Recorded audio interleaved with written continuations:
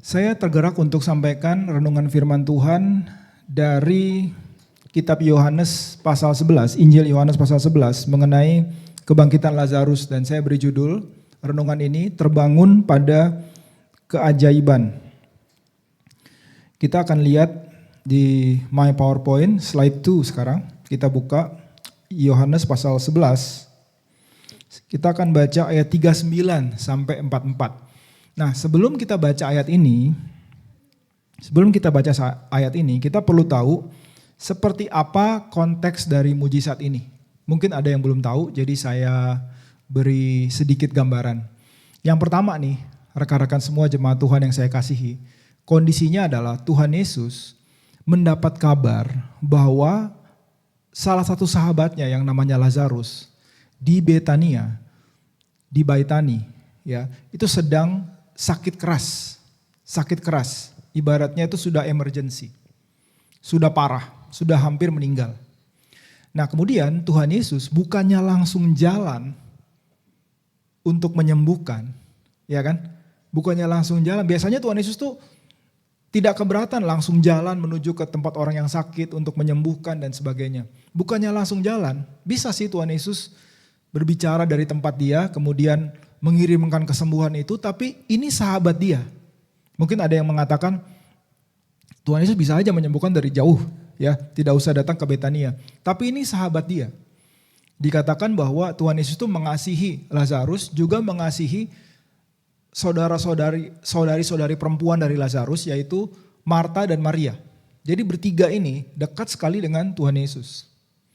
Nah, tapi anehnya bukannya langsung jalan, Tuhan Yesus digerakkan oleh Bapa di surga, nanti kita akan lihat, untuk nunggu 2 hari.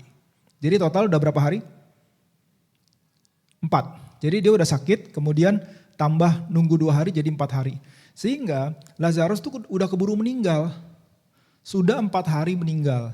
Nah, begitu Tuhan Yesus sudah nunggu 2 hari, baru dia bilang ke murid-muridnya, ya sudah kalau gitu kita jalan sekarang, ya. Sampailah mereka di sana, benar sudah ada kedukaan, orang-orang sudah meratap dan sebagainya. Dalam perjalanan sudah mau sampai ke kubur, dia disambut dengan Marta, mengatakan bahwa kalau engkau ada di sini, kalau kamu tidak terlambat istilahnya, maka saudaraku tidak akan mati. Kemudian dia bicara lagi dengan Maria, ya Maria juga sama mengatakan, malah dia sujud, dia nangis. Dia tersungkur, maaf bukan sujud. Dia tersungkur, dia mengatakan bahwa kalau engkau datang lebih cepat, pasti saudaraku tidak akan mati. Dan akhirnya Tuhan Yesus berdiri di depan goa itu, Tuhan Yesus instruksikan supaya batunya itu digulingkan. Setelah digulingkan, ada apa yang keluar dari situ? Karena sudah 4 hari, ada bau yang menyengat.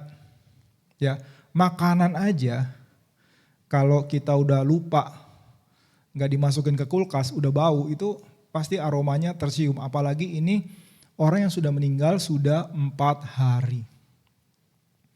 Dan sebelum Tuhan Yesus mau bangkitkan, masih aja seorang Marta, yang nanti kita akan lihat ya, saya tidak akan kejar setoran, tapi saya akan go with flow yang Roh Kudus taruh ya. Marta masih mengatakan, Tuhan Yesus atau guru sudah ada bau busuk. Jadi ibaratnya nih si Marta yang main logika, dia mengatakan, Tuhan Yesus, are you sure? Kamu yakin ini udah busuk, udah gak bisa lagi, udah telat. Tapi Tuhan Yesus mengatakan kepada dia, bukankah aku berkata kepadamu, kalau kamu percaya kamu akan melihat kemuliaan Allah. Bukan kamu lihat dulu, kemuliaan Allah baru kamu percaya. Ya, saya angkat tangan duluan nih. Siapa yang maunya lihat dulu baru percaya? Saya seperti itu dulunya. Ya, tapi sekarang saya belajar kebalikannya. Ya, jadi kalau dunia ini maunya apa? Lihat perkara besar dulu, baru percaya. Ya, siapa di sini tidak usah Anda tunjuk tangan yang kalau Anda lihat, wah ada kesaksian nih, berarti Tuhan bekerja ya. Kalau Anda dengar, atau Anda udah dengar kesaksian tetap aja Kalau saya nggak lihat nih Tuhan bekerja dulu dalam hidup saya tetap nggak percaya. Ya, apakah seperti itu? Sementara Tuhan Yesus mengajarkan kepada Marta, dan ini firman buat kita juga, kalau kamu percaya, kamu akan lihat kemuliaan Allah. Kemudian dia bangkitkan Lazarus. Nah, kita baca ya, ayat 39. Yohanes 11, slide 2. Kata Yesus, angkat batu itu. Marta, saudara orang yang meninggal itu, berkata kepadanya, Tuhan, ia sudah berbau, sebab sudah 4 hari ia mati. 40, jawab Yesus, bukankah sudah kukatakan kepadamu, jikalau engkau percaya, engkau akan melihat kemuliaan Allah.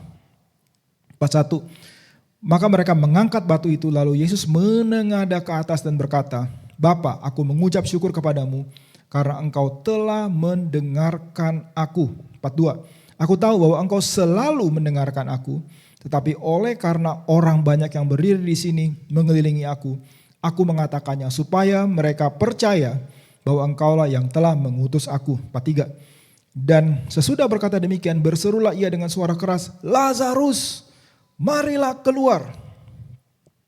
44, orang yang telah mati itu datang keluar.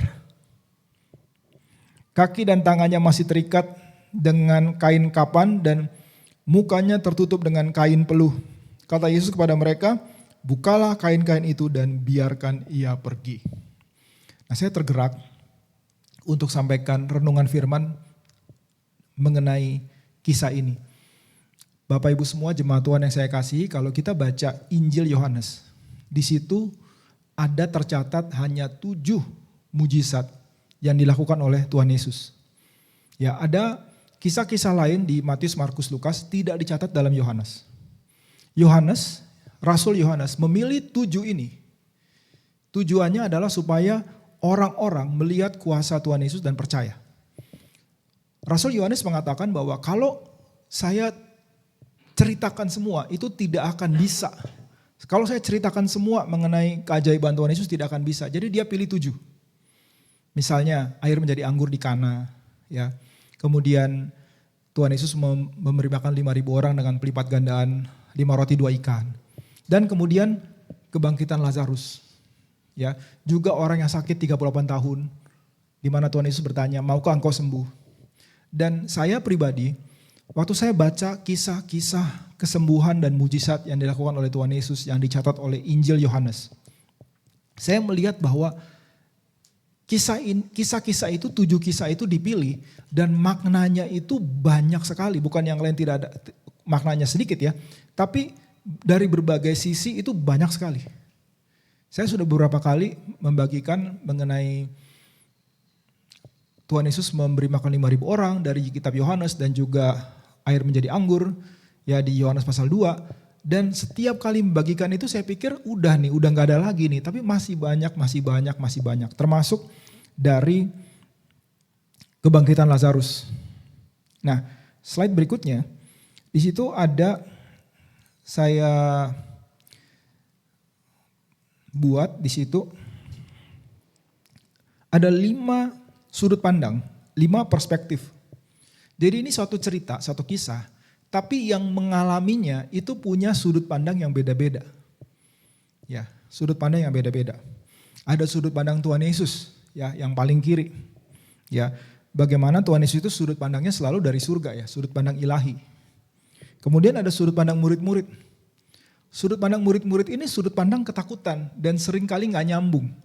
Saya pernah ada dan kadang masih ada dalam sudut pandang murid-murid. Nah, rekan-rekan semua jemaat Tuhan yang saya kasihi, mari identifikasikan diri Anda itu sudut pandang apa? Cara berpikir apa? Kerinduan saya adalah mari kita tinggalkan cara berpikir yang lain-lain dan belajar untuk memiliki sudut pandang Tuhan Yesus. Amen. Kita belajar nih. Kalau ini tidak akan sempat diselesaikan, kita akan lanjutkan kembali dengan izin Tuhan ya. Kemudian sudut pandang berikutnya Marta. Marta itu dari sudut pandang yang logika. Ya. Kemudian Maria itu perasaan banget. Emosi banget. Ya. Dia nangis ya dan sebagainya. Nah, yang unik adalah Lazarus itu juga punya sudut pandang. Lazarus itu juga punya point of view di sini.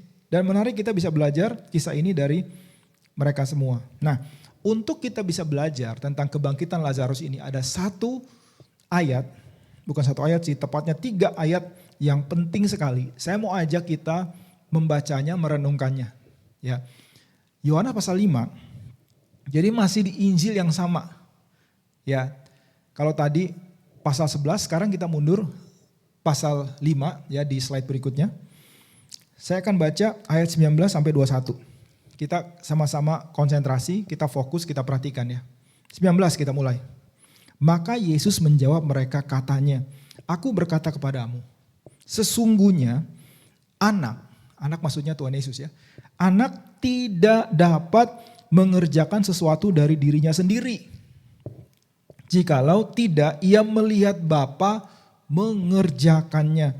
Sebab apa yang dikerjakan anak, itu juga yang dikerjakan, apa yang dikerjakan Bapa itu juga yang dikerjakan anak. Ayat 20. Sebab Bapa mengasihi anak dan ia menunjukkan kepadanya segala sesuatu yang dikerjakannya sendiri. Bahkan ia akan menunjukkan kepadanya pekerjaan-pekerjaan yang lebih besar lagi daripada pekerjaan-pekerjaan itu. Sehingga kamu menjadi heran. Nah ayat 21 nih. Sebab sama seperti Bapa membangkitkan orang-orang mati dan menghidupkannya, demikian juga anak menghidupkan barang siapa yang dikehendakinya. Nah, kalau kita renungkan bagaimana kisah Lazarus ini dibangkitkan, kita bisa mengambil kesimpulan di situ. Caranya Tuhan itu benar-benar tidak terduga. Dari mana, kalau saya ada di situ ya, saya sebagai murid Yesus, nggak ketebak banget. Biasanya orang sakit disembuhkan, orang mau meninggal disembuhkan, nggak jadi mati.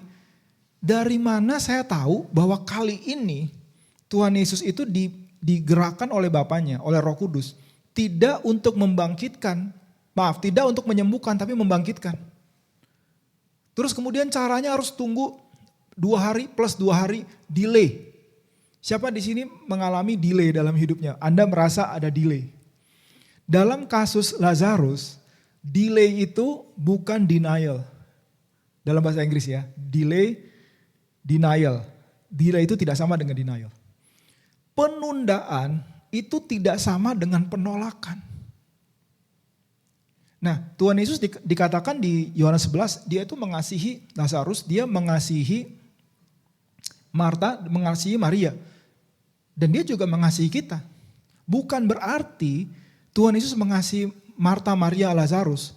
Tuhan Yesus itu harus mengikuti keinginannya orang-orang yang dia sayang ini.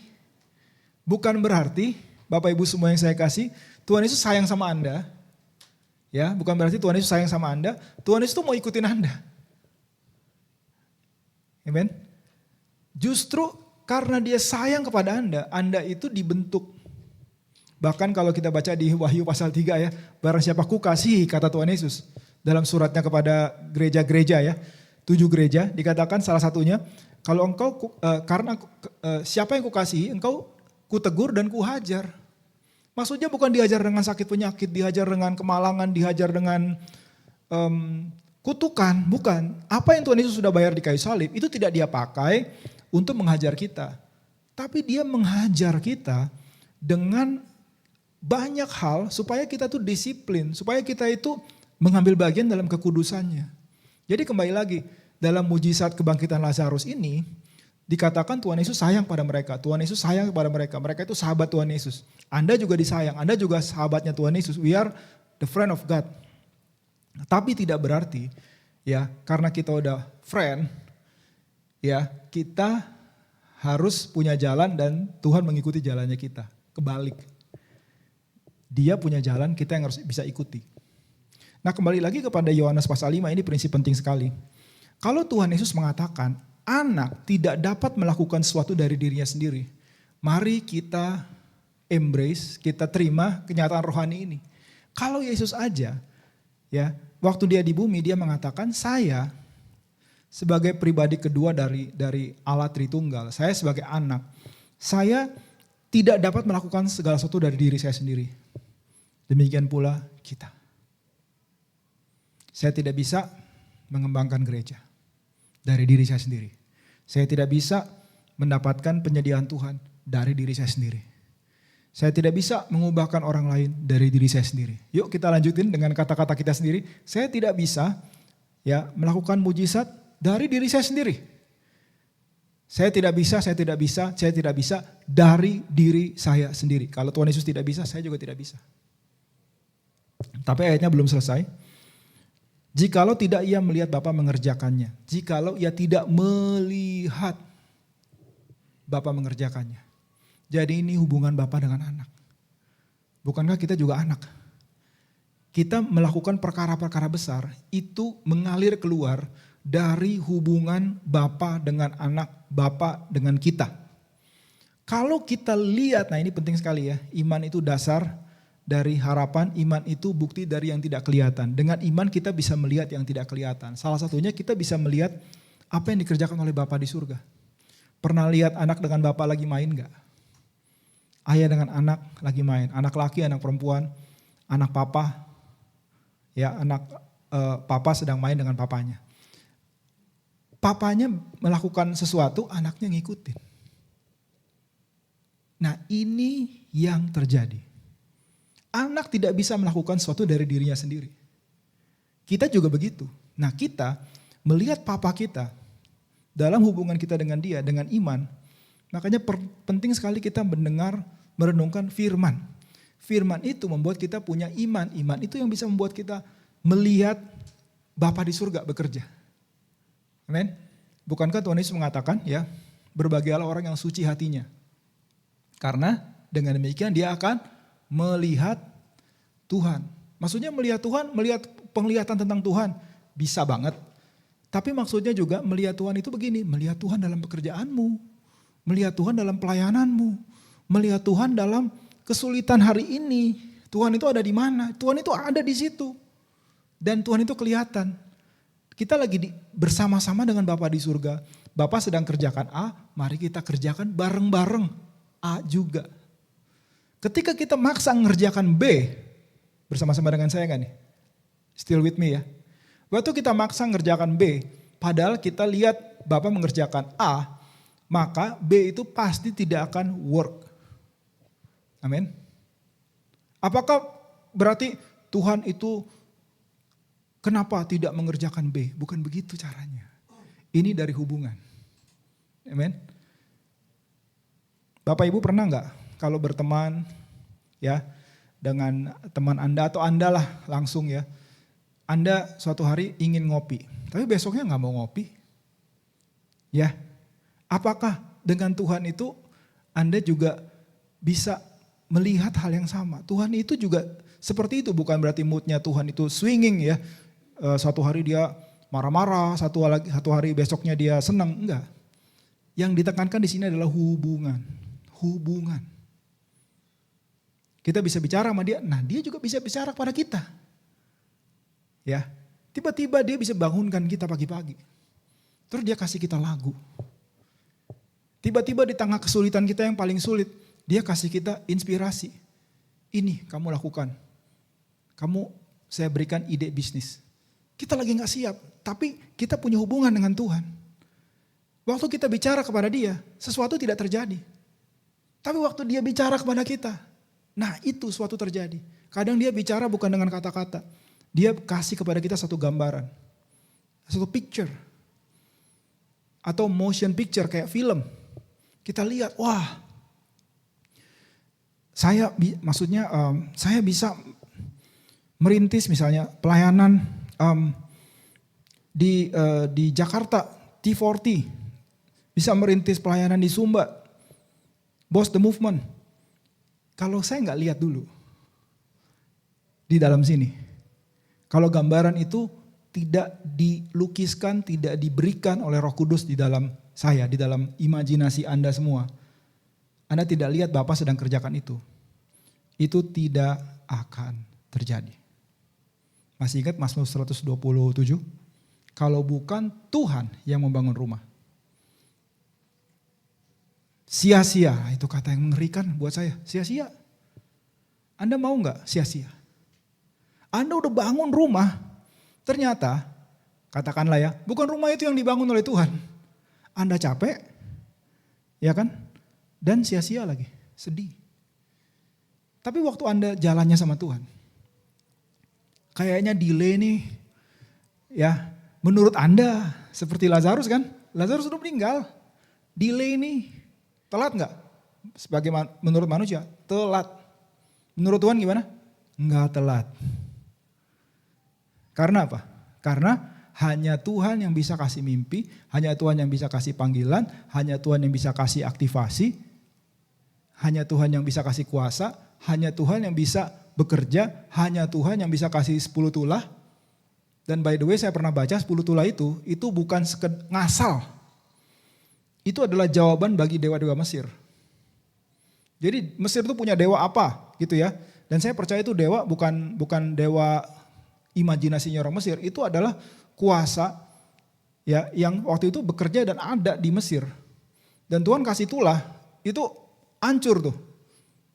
Kekuatan dari si dewa spesifik yang di judge oleh Tuhan lewat tulah tersebut. Dewa kesuburan, dewi apa segala macam, selesai semuanya. Hanya Tuhan yang bisa melakukan mujizat. Hanya Tuhan yang bisa belah laut, tapi Tuhan suruh siapa? Nah ini dia. Tuhan suruh Musa. Musa bilang, Tuhan bilang ke Musa, kamu yang belah laut. Pakai tongkatmu. Belah laut. Kembali ke sini. Hubungan. Ya. Anak tidak dapat mengerjakan sesuatu dari dirinya sendiri jikalau ia tidak melihat Bapa mengerjakannya. Jadi kalau kita punya relationship dengan Bapa di surga, begitu kita lihat si Bapa mengerjakan sesuatu, buru-buru deh ikut. Buru-buru deh ikut. Saya pernah belajar baca dari seorang hamba Tuhan, namanya Lester Sumrall. Dia meninggal tahun 96, umur 80 sekian tahun. Dia adalah pada saat itu satu-satunya hamba Tuhan yang menghubungkan antara generasi pendiri Pentakosta di awal abad 20, ya, di awal 1900-an itu kan ada hamba-hamba Tuhan yang dipakai Tuhan. Ya, yang kita cuma baca di buku-buku. Dia kenal sama Smith Wigglesworth, dia kenal sama Howard Carter. Howard Carter itu adalah hamba Tuhan yang diberikan pengajaran oleh Tuhan untuk mendefinisikan 9 karunia roh. 9 karunia roh yang kita tahu sekarang itu adalah hasil dari pelayanan si Howard Carter. Dan seterusnya ada banyak nama yang lain lagi.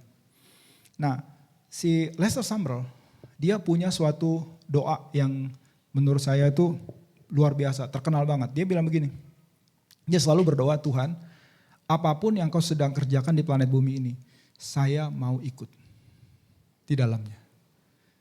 Tuhan, apa yang kau kerjakan di planet bumi ini, saya mau ikut di dalamnya. Tuhan tuh kalau bekerja, ya, dia nggak peduli Anda itu bisa apa enggak. Anda itu mampu apa enggak. Anda punya duit apa enggak. Dengerin saya ya. Dia nggak peduli Anda tuh punya rencana duluan apa. Kalau dia punya plan, dia sampaikan sesuatu pada Anda. Ya, Anda dan saya yang harus ikutin dia. Bukan sebaliknya. Amen. Roh Kudus itu mighty rushing wind. Dia angin yang bertiup. Siapa yang bisa mengetahui angin itu bertiupnya kemana? Selalu bakal bisa ketebak. Nggak ada. Nggak ada. Yang kita lakukan apa? Ready. Available. Amin? Available. Kenapa sih? Nanti saya akan saksikan ya. Tidak harus hari ini. Kenapa di saat harga tiket naik luar biasa, harga bensin naik, ya, justru di bulan Juni ini nih, bulan yang saya hindari untuk pergi-pergi. Karena apa? Liburan, semua harga naik. Justru Tuhan bawa untuk pergi ke Pontianak, balik lagi, ke Bali, balik lagi. Oh enggak balik. Bali, Sumba Barat, Sumba Timur, balik ke Jakarta lagi. Wow. Saya bisa lakukan itu enggak? Enggak. Tapi saya mau bekerja sama dengan, saya mau mengikuti the wind. Angin itu, tadi Bro Mario menyebutkan tentang Yesaya 40:31 ya, tentang menanti-nantikan Tuhan. Kemudian yang menanti-nantikan Tuhan mendapat kekuatan baru seperti burung Raja Wali naik terbang tinggi. Saya riset tentang Raja Wali. Ini bukan apa yang saya mau sampaikan ya, tapi intinya Raja Wali itu terbangnya itu dia soaring namanya, bukan flying. Flying itu mengepak-ngepakkan sayap begini. Kalau soaring itu posisinya itu sayap kiri kanan itu fixed position. Karena apa? Karena dia mengendarai angin. Nah, waktu saya baca buku tentang Raja Wali, angin itu yang bertiup mengangkat dia naik. Nah, angin Roh Kudus itu yang membawa Anda naik. Bisa bilang amin gak? Anda tahu salah satu banyak angin, banyak terjadi angin yang kencang. Itu saat apa? Saat badai. Saat badai. Makanya Raja Wali itu seneng banget kalau ada badai. Wow, itu tempat main dia. Karena banyak anginnya. Bahkan dia bisa terbang mengatasi, melintasi badai. Jadi badai itu di bawahnya dia. Bapak Ibu Saudara yang saya kasih, siapa yang percaya Anda dan saya ini adalah Raja Walinya Tuhan. Boleh angkat tangan kalau yang percaya aja loh. Kalau Anda Raja Walinya Tuhan, Anda sudah dibuild oleh Tuhan. Sudah diciptakan oleh Tuhan secara rohani untuk bisa soaring higher than the storm. Yang mengangkat Anda adalah angin. Who is the wind? Roh Kudus adalah angin itu. Amen. Apa yang dikerjakan Bapak itu juga yang dikerjakan anak. Mari kita juga di pelayanan kita, gereja kita, dalam kehidupan kita, kita tanya pertanyaan ini kepada kita. Apakah kita mengerjakan apa yang dikerjakan Bapak kita? Makanya mata itu harus tertuju kepada Papa. Jangan tertuju kepada situasi, kondisi. Nanti kalau Anda ngeliatin situasi terus, Anda akan miss apa yang dikerjakan oleh Papa. Siapa yang ngerti ini? Nah, Tuhan Yesus waktu dia dengar Lazarus sudah sakit keras mau meninggal. Siapa yang menggerakkan dia untuk stay tinggal tunggu 2 hari lagi. Sampai akhirnya Lazarus keburu meninggal. Dari ayat ini, dari Injil yang sama kan. Ini pasal 5, Lazarus pasal 11.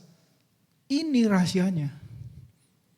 Kalau kita baca ayat 21, sama seperti Bapa membangkitkan orang-orang mati dan menghidupkannya, demikian juga Anak menghidupkan barang siapa yang dikendakinya. Jadi gak semua orang mati itu dibangkitkan. Tahu dari mana Lazarus itu termasuk bukan disembuhkan tapi dibangkitkan? Dari hubungan dengan papanya. Nah, saya mau tanya. Who is pushing you? Siapa yang mendorong Anda? Siapa yang mengarahkan Anda? Are you led by the Holy Spirit? Tidak cukup bisa dengar suara Tuhan. Tapi maukah engkau dipimpin oleh Tuhan? Siapa yang pimpin Anda? Apakah situasi? Apakah harga? Kalau Anda dipimpin oleh harga dan ekonomi, Anda akan miss God. Tadi saya udah bersaksi ya. Bro Mario udah bersaksi ya. Kalau Anda dituntun oleh situasi, kondisi, dan keuangan, Anda akan missing the Lord. Bawa itu semua kepada Tuhan, tapi decision. Anda minta Tuhan kasih decision. Kalau Tuhan kasih kepada Anda, kamu mau apa decisionnya? Kita yang decide, kita minta hikmat Tuhan. Tuhan, saya mau decide ini. Amin. Mari dipimpin oleh Roh Kudus. Jawab pertanyaan ini sekali lagi. Apa yang Anda kerjakan? Apakah itu yang dikerjakan Bapak juga? Kalau Mazmur 127 tadi kita kembali lagi. Sia-sia kita membangun rumah yang tidak dibangun oleh Tuhan. Kemudian jikalau bukan Tuhan yang menjaga kota. Mazmur 127. Sia-sia pengawal berjaga-jaga. Mari kita berjaga-jaga menjaga sesuatu yang dijaga oleh Tuhan. Amen. Oke, saya balik ke ayat 20 tadi, masih slide yang tadi. Bapa mengasihi anak, ia menunjukkan kepadanya segala sesuatu yang dikerjakannya sendiri. Nah ini nih, Bukan kemampuanmu untuk melihat kepada Bapa apa yang Bapa kerjakan, tapi karena Bapa sayang kepada Tuhan Yesus, maka ditunjukkan pada Tuhan Yesus. Bapa juga mengasihi Anda. Makanya Bapa itu senang sekali, eager sekali untuk menunjukkan kepadanya apa yang dia sedang kerjakan. Dalam kesibukanmu, mari dengarkan, ada Bapa sedang apa nih? Sedang nudging, sedang bahasa Jawanya tuh ditoel. Apa sih bahasa? Sedang dicolek, thank you. Dicolek. Nak, saya lagi kerjain ini, Nak. Dengan harapan apa? Kamu juga ikut, Nak. Yuk, Nak, kerjain ini sama-sama saya yuk. Dan kita mengerjakannya fun. Kenapa? Karena ada tangan yang kuat yang sedang membereskan semua. Dia menunjukkan kepadanya segala sesuatu yang dikerjakannya sendiri, bahkan yuk kita baca sama-sama dari bahkan. Sama-sama yuk 1, 2, 3 bahkan. Ia akan menunjukkan kepadanya pekerjaan-pekerjaan yang, yuk sama-sama yuk. Pakai mulut kita sama-sama dengan suara. 1, 2, 3 bahkan. Ia akan menunjukkan kepadanya pekerjaan-pekerjaan yang lebih besar lagi daripada pekerjaan-pekerjaan itu. Sehingga kamu menjadi heran. Masih ingat Desember tahun lalu saya sudah share di tahun 2026. Saya mendapatkan satu kata yaitu greater. Lebih besar. Dan saya percaya bukan cuma saya. Anda semua kalau Anda terima ini, Anda percaya ini, ya, biar Roh Kudus yang menaruhkan dalam hati Anda, ya, bukan tugas saya. Tugas saya adalah mengabarkannya, memberitakannya, menginfokannya, mengingatkannya. Anda semua dan saya juga Tuhan berikan greater. Lebih besar. Amin. Lebih besar, greater. Yang kita baca ini apa?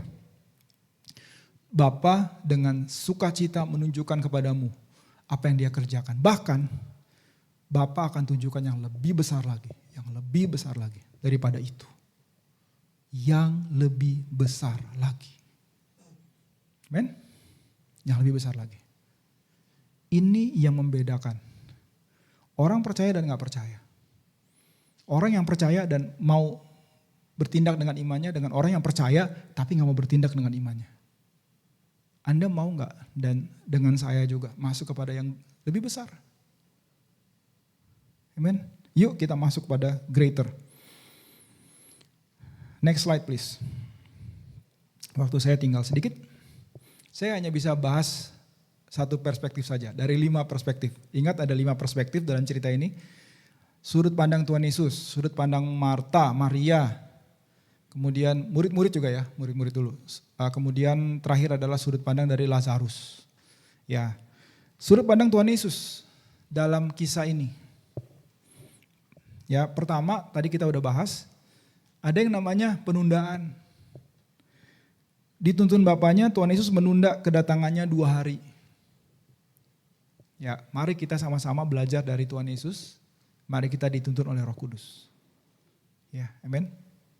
Mungkin Anda merasa, Tuhan saya udah bisa nih lakukan ini. Tapi kemudian Anda dengar dari Tuhan, oh not now. Atau Anda gak bisa kerjakan itu, tapi Anda dengar dari Tuhan, kerjakan itu. Mana yang Anda dengar? Tuntunan dari Roh Kudus. Saya sempat bagikan kepada seorang jemaat kita yang sedang ada very difficult time. Saya sampaikan mengenai kisah Daud di Ziklag. Poinnya adalah waktu Daud dan pasukannya semua kembali ke Ziklag, anak istrinya sudah ditawan oleh Amalek dan semua harta bendanya udah dihabisin semua, dijara semua oleh Amalek. Dan mereka semua nangis, termasuk Daud. Sampai orang-orang gagah perkasa, orang militan ini udah gak bisa nangis lagi karena saking sedihnya. Anak istri udah gak ada, harta gak ada. Harta boleh gak ada, tapi anak istri itu yang paling berharga. Gak ada, semuanya gak ada, habis semuanya habis. Dan anak buahnya Daud itu ingin melampiaskan kepada Daud, saya mau lempar pemimpin saya dengan batu. Tapi di situ Daud memilih, saya mau menguatkan kepercayaan saya kepada Tuhan. Di situ dicatat, Daud strengthen himself in the Lord. Wow, dia menguatkan dirinya bukan dalam dirinya, tapi dalam Kristus. Amin. Dalam Kristus ada kekuatan, dalam Kristus ada nasihat, dalam Kristus ada penghiburan, dalam Kristus ada kesembuhan, ada kesehatan. Dan Anda semua ada dalam Kristus. Oleh karena pengorbanan Tuhan Yesus di kayu salib. Ini Injil. Amin. Anda dalam Kristus. Dan hal pertama setelah Daud menguatkan dirinya, kepercayaannya, strengthen himself in the Lord dalam Tuhan Yesus. Daud menguatkan dirinya. Hal pertama yang dilakukan bukan langsung pergi ngejar Amalek. Apa yang dia lakukan? The first thing yang dia lakukan sebagai seorang leader yang kuat di dalam Tuhan. Dia panggil Imam Abiatar. Dia tanya ke imam ini. Tanya sama Tuhan, kalau kita kejar, bagaimana? Tuhan maunya apa? Kejar apa enggak? Wow, coba Anda jadi Daud. Anak istri udah hilang, harusnya lari aja, nggak usah lagi lah tanya Tuhan. Nggak usah lagi lah tanya imam. Lari aja, jalan aja. Ya kan? Paling-paling Tuhan juga ngerti, kita ini manusia. Tapi Daud tidak demikian. Orang yang kuat dalam Tuhan, orang yang mau mengandalkan Tuhan. Dia tanya sama Imam Abiatar, kamu yang nanya ke Tuhan. Karena ada imam di situ. Jawabannya apa? Satu kata, kejar. Kejar. Mereka akan bisa dikejar kalau sudah ada firman kejar. Amin. Tuhan Yesus tidak langsung pergi, dia menunda. Kemudian tadi saya sudah sampaikan penundaan ini bukan penolakan. Tuhan Yesus juga menunjukkan dirinya bukan sebagai penyembuh, tapi sebagai kebangkitan dan hidup. Dari mana Anda tahu bahwa dalam setiap situasi Tuhan mau menyatakan dirinya sebagai apa? Kalau bukan, kita menanti-nantikan Tuhan. Kalau bukan, kita bertanya kepada Tuhan. Kalau dia mau menyatakan diri sebagai kebangkitan dan hidup, berarti harus ada kematian dulu dong. Berarti tidak mungkin dia mau sembuhkan. Gimana? Waktu ada kematian, ya bagi manusia adalah Tuhan itu terlambat, Tuhan itu tidak sayang. Tapi bagi Tuhan Yesus, saya tidak mau menunjukkan diri saya sebagai penyembuh. Karena kalau saya muncul lagi sebagai penyembuh, orang tidak tahu bahwa saya adalah kebangkitan dan hidup. Dan kalau saya mau menunjukkan diri sebagai kebangkitan dan hidup, maka kebangkitan itu baru benar-benar kelihatan kebangkitan, benar-benar tidak terbantahkan lagi kebangkitan kalau ada kematian. Kematian yang benar-benar mati gitu, seperti yang dialami oleh Lazarus, bau busuk. Tuhan sanggup membangkitkan yang mati di dalam kehidupan kita. Amin. Biarkan Roh Kudus yang membuat Anda jadi yakin. It's not my job. Amin. Dan biarkan Anda bisa berjalan bersama-sama dengan sudut pandangnya Tuhan Yesus. Bukan sudut pandang Anda sendiri. Oke. Saya minta salah satu bacakan Yohanes 11 ayat 4, kemudian 14 dan 15. Yohanes pasal 11 ayat 4. Kemudian ayat 11 sampai 15. 14 sampai 15.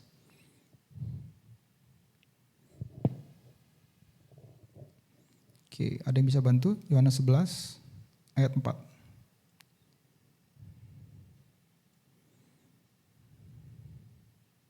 Oke, saya udah dapat duluan. Teman-teman, jemaat Tuhan. Ketika Yesus mendengar kabar itu, ia berkata, penyakit itu tidak akan membawa kematian, tetapi akan menyatakan kemuliaan Allah. Ini point of view Tuhan Yesus. Point of view Tuhan Yesus adalah mengenai kemuliaan Allah. Boleh nggak kita perkatakan dua kata ini? Kemuliaan Allah, 1, 2, 3, kemuliaan Allah. Apapun situasinya, kalau Anda mau berjalan dengan Tuhan, Tuhan itu tertarik bukan dengan kenyamanan Anda, tapi untuk menyatakan kemuliaannya. Ya, bukan dengan situasinya itu selalu harus aman buat Anda, Tapi yang dia mau lakukan adalah for his glory. Dan waktu dia sudah nyatakan kemuliaan itu, segitu jealousnya dia dengan kemuliaan sendiri, dia bilang saya tidak akan bagi kemuliaan itu dengan yang lain. Kemuliaan Allah.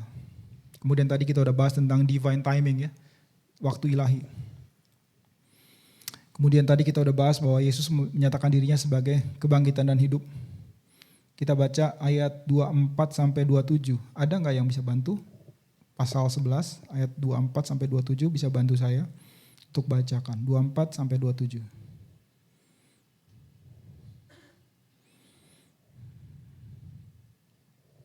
Teman-teman.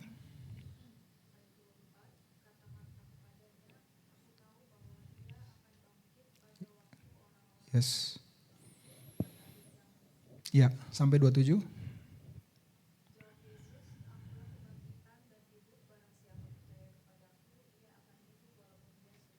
Oke, saya lanjutkan ya.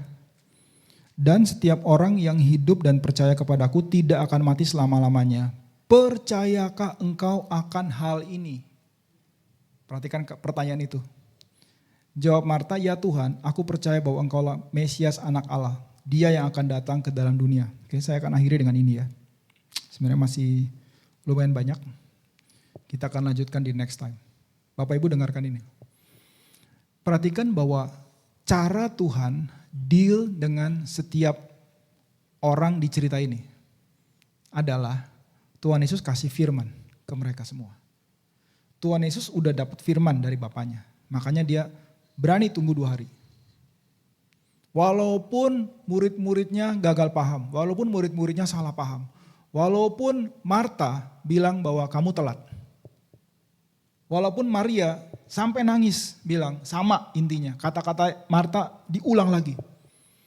Kalau kamu datang lebih cepat, saudaraku tidak akan mati. Artinya apa? Kamu telat. With all due respect, you are late. Oke? Tapi dia dengar suara Bapaknya, pasti itu. Nah, Tuhan Yesus cara dia bekerja adalah dia berikan firman kepada murid-muridnya.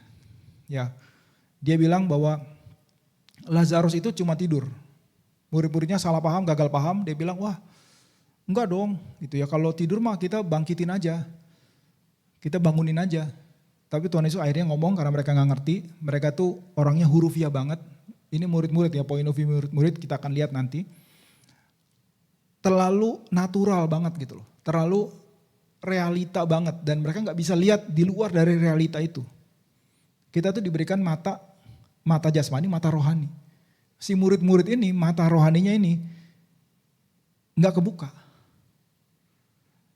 Ya, tapi apa yang Tuhan Yesus bilang? Tuhan Yesus sampaikan firman kepada mereka. Murid-murid, Tuhan Yesus bilang ke murid-murid, lebih baik buat kamu kalau kita delay. Supaya kamu bisa melihat kuasaku, supaya kamu bisa percaya. Ini udah murid nih, murid tapi masih belum bisa melihat dengan mata rohani. Kita juga belum sempurna, Tuhan lagi bentuk kita. Bagaimana dengan Marta? Marta juga begitu, Maria juga begitu, Tuhan kasih firman. Bagaimana dengan Lazarus? Lazarus juga sama dikasih firman. Firmannya apa? Lazarus keluar, bangkit. Semua dapat firman. Bapak Ibu semua yang saya kasihi. Mungkin kita bilang begini, Tuhan saya mau langsung mujizatnya aja. Gak mau pakai firman, udah kasih mentahnya aja Tuhan.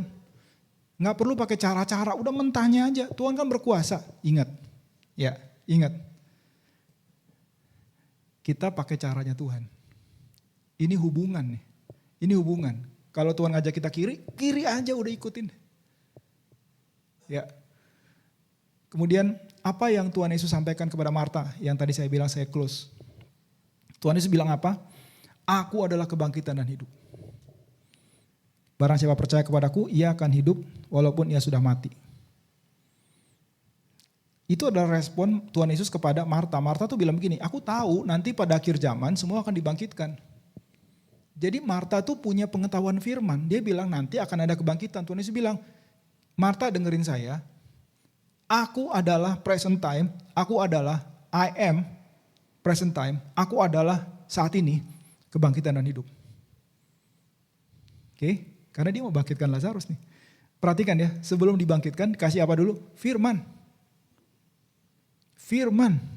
Anda mau mujizat Tuhan, firman itu jangan ditolak. Ya. Setiap hari Jumat saya kalau naik ojek online ke kantor, pagi-pagi itu ada line, ada antrian panjang orang terima sembako setiap Jumat pagi. Ya, jatahnya orang tuh orang nggak mau miss jatah sembako. Nah, Anda jangan mau miss firman yang Tuhan berikan kepada Anda. Karena firman itu mendahului mujizat. Siapa yang butuh mujizat? Saya butuh. Butuh satu mujizat? Enggak, saya butuh banyak. Firman itu adalah kuncinya. Firman yang masuk ke dalam dirimu, firman itu yang akan menjadi kenyataan di dalammu. Siapa yang ngerti ini? Kemudian Tuhan Yesus bilang, setiap orang yang tadi saya baca ya, setiap orang yang hidup percaya tidak akan mati selama-lamanya. Lalu dia kunci dengan begini. Marta, kamu percaya apa tidak? Marta, kamu percaya apa tidak? Ini saya tertarik banget dengan pertanyaan Tuhan Yesus ini. Dia nggak cuma mengatakan saya adalah kebangkitan dan hidup. Orang yang percaya kepada saya tidak akan mati. Tapi dia tanya, Marta, kamu nggak bisa netral. Setelah kamu dengar firman ini, posisi kamu di mana? Kamu percaya apa enggak? Wow. Sekali lagi, kalau iman itu nggak penting, kalau percaya itu nggak penting. Kenapa Tuhan Yesus Marta lagi sedih-sedihnya? Ya, Tuhan Yesus kan nggak buang-buang kata-kata, bener nggak? Tuhan Yesus kan nggak buang-buang tenaga gitu loh. Kalau dia tanya, itu pasti ada tujuannya. Dia ingin Marta itu tidak terkunci dalam ketidakpercayaan. Dia mau bilang bahwa oke Marta, walaupun kamu sedih, walaupun kamu nangis. Ini firman. Kamu di mana? Kamu mau pegang apa enggak firman ini? Urgent enggak ini berarti? Urgent. Before the miracle. Ini bukan cuma untuk Lazarus, ini juga untuk Marta. Amen? Ini bukan cuma untuk Anda melayani di JCB Line of Judah, ini juga untuk Anda. Ini juga bukan mengenai pelayanan misi, ini juga untuk Anda. Karena Tuhan gak mau Lazarus doang yang bangkit, Marta gak berubah. Lazarus doang yang bangkit, Maria gak berubah. Murid-murid gak berubah. Tuhan gak mau kita melayani, mendengar mujizat, melihat mujizat, tapi Anda gak berubah. Tuhan Yesus tanya sama Anda, kamu percaya apa enggak? Amen. Dan sedihnya, jawaban Marta itu masih sesuai dengan pikirannya dia. Dia bilang, ya Tuhan, aku percaya bahwa Engkaulah Mesias anak Allah yang akan datang ke dalam dunia. Bro Mike boleh taruhkan ayat itu enggak?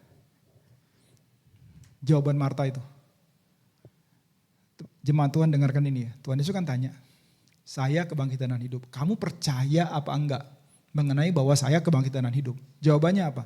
Saya percaya Engkau Mesias. Pertanyaan, nyambung apa enggak?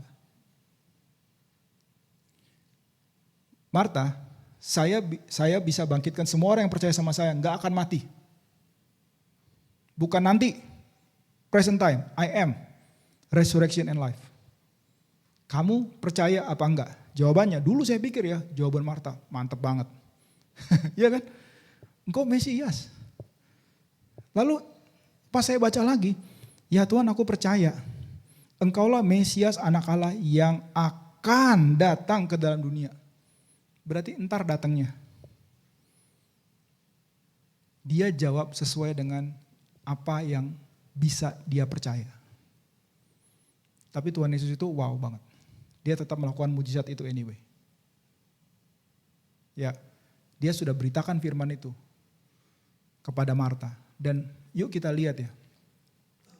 Waktu Tuhan berfirman sama kita, Tuhan mau kita terima apa yang dia ucapkan saat itu. Amin. Jangan kasih dia penyataan iman tentang apa yang Anda pikir itu akan terjadi. Tapi percaya kepada apa yang Tuhan kasih, yang Tuhan sampaikan saat itu. Meskipun itu gak sama dengan pikiran Anda. Siapa yang mengerti ini? Waktu saya gak banyak, Bapak Ibu semua yang saya kasihi, saya berdoa kita semua diberkati nih. Kita baru one point of view. Saya gak kejar setoran ya. Saya gak tahu apakah bisa habisin Yang 4 lagi. Anda udah tahu mujizatnya seperti apa, Lazarus bangkit. Tapi orang yang menjalankannya, semua tokoh-tokohnya punya mindset, punya cara pandang, punya perspektif yang beda-beda. Kita belajar dari Tuhan Yesus. Dan itu pun belum semua ya. Apa yang kita pelajari dari Tuhan Yesus? Tuhan Yesus itu selalu orientasinya kemuliaan Allah. Kedua, Tuhan Yesus itu mau ikuti Bapaknya. Dia punya hubungan dengan Bapaknya. Anda jangan takut salah. Karena Bapa ingin menyatakannya kepadamu. Amin. Bahkan kalau Anda sudah terima apa yang Anda diajak main bareng sama Bapa di surga. Diajak kerja bareng sama Bapa di surga. Dia akan tunjukkan yang greater, yang lebih besar, yang lebih besar daripada itu. Amin. Anda akan terkejut bahwa hal-hal yang besar itu bukan diberikan kepada orang-orang yang jago. Tidak, Tuhan tidak anti pada orang yang jagoan. Tapi orang yang mau bersekutu dengan Bapaknya, orang yang mau diajak main, orang yang mau diajak kerja bareng dengan Papa. Orang yang fokusnya itu kepada Papa, bukan kepada situasi dan kondisi. Supaya bisa tetap main dengan Papanya, bisa kerja bareng dengan Papanya. Dan Papanya akan tunjukkan hal-hal yang lebih besar lagi. Termasuk kebangkitan Lazarus, tadi kita udah baca, ya. Bapa membangkitkan orang yang mati. Tuhan Yesus membangkitkan orang mati sesuai dengan yang dikehendakinya. Anda tidak bisa bangkitkan semuanya. Apa yang Bapa bangkitkan, Anda ikut bangkitkan. Amin.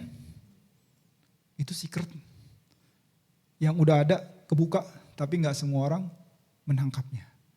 Apalagi yang yang Tuhan Yesus kerjakan. Bagaimana dia mengkonfrontasi Marta. Saya kalau dari sisi penggembalaan, Tuhan Yesus tuh udahlah jangan pakai nanya-nanya mengenai percaya. Tapi Tuhan Yesus tidak hanya datang untuk berduka. Tuhan Yesus datang untuk membalikan keadaan.